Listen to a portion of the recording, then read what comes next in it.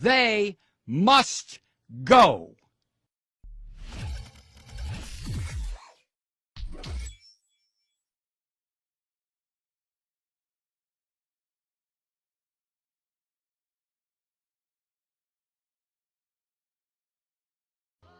Mimi is in St. Paul listening on KTNF.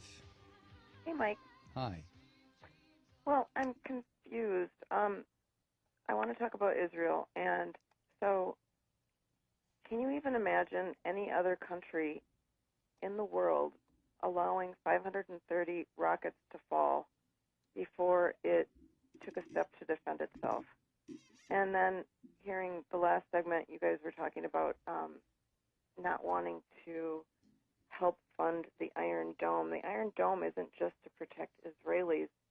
It's also so that they don't have to fire back and cause casualties in these areas of the Gaza Strip where the population is so densely populated. I just don't know. Tell me what you think would be an acceptable. When are the Israelis supposed to defend themselves? How can they do that? Well, wait a second, Mimi. Let me just turn it around and ask you something. You are a family. You have lived in St. Paul, Minnesota, for your family and your antecedents for probably, let's say, 100 years. And all of a sudden, I show up on your doorstep, literally on your doorstep. And I say to you, Mimi, get out of this house. This is my house. Let me tell you why it's my house. It's my house because my religion says it's my house. Now get out. Now, I happen to be standing on your doorstep with a gun pointed at your head and at Wait, your... who are you? No. Hold on. No. I listened to you. You okay, listened to me. I don't know which side you're talking for, but okay. All right, Mimi, I'm going to put you on hold so you can go ahead and interrupt if you want to. But I'm standing on your front porch, and I order you and your family out of your house. And I tell you that it's my house, not your house. And the reason it's my house and my block and my neighborhood is because my religious belief says it's mine. And you sit there and you say, well, no. What are you talking about? We've been here 100 years. I'm sorry. Get out, Mimi. So you leave. And the reason you leave is because you know if you don't, I'm going to blow up your house and probably blow up your family. So you leave and you move down the street. And for the next 60 years, you sit there and you get very, very angry because I came into your house and told you to get out.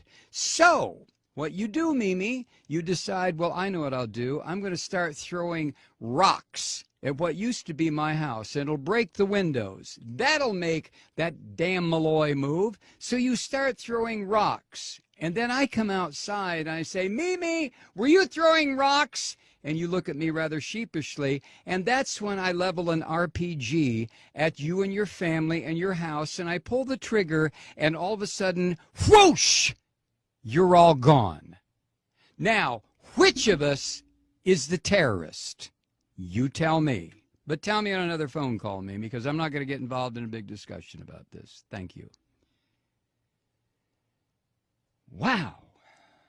When does Israel have a right to defend itself? Well, when